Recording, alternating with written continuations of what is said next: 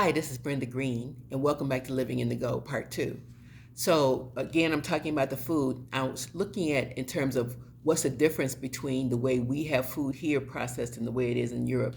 They don't allow the additives to be put in there, so they take a precautionary step. In other words, food additives are not allowed, and if there is something that they consider not good for you, they put it right on the label to let you know that this is not something that you need. Whereas in the US, they will allow any kind of additives in there, and they will only act if and only if enough people get sick from it or something is wrong with it, and then they will make changes to it.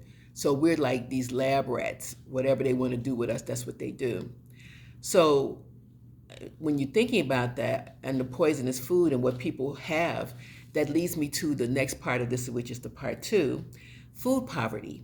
And it's a term that's used when people don't have enough money to really get the adequate food that they need. So there's food poverty. They don't have enough money to get healthy foods. The cheap processed foods are cheaper, but the good quality food they have at a higher rate, even though in the reality it doesn't cost that much more to grow healthy foods. So that's one thing. So food poverty is based on the cost and availability of your food. Another thing that comes into play is what we call food deserts. And if you haven't heard of those, that's where you live in an area, typically it's a poverty area or a low income area where the closest store to you is maybe a mile away. So it's nothing close. And if you're in a rural area, because they have food deserts too, it's 10 miles away in order for you to go and get some high quality food. So the effects of that is that, again, we have people who are unstable. They have food insecurities, which leads to poor health, which leads to more doctor's visits, which leads to more drugs being taken. Again, that vicious cycle.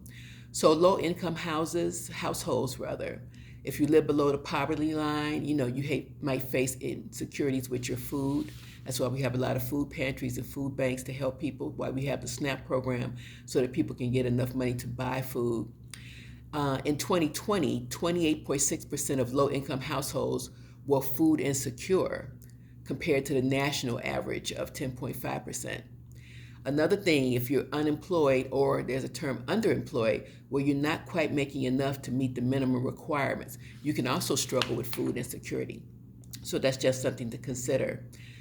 The food deserts, that happens all the time when big companies pull their grocery stores out of the low income places because they make excuses and say, well, people aren't buying or there's too much theft going on or whatever, but a lot of excuses.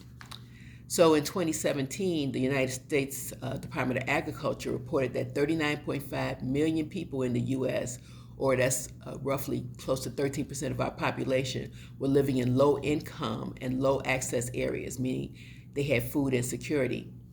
19 million of that population were living in food deserts. So think about that. That's just crazy to me in terms of the stats. So stay tuned for part 3.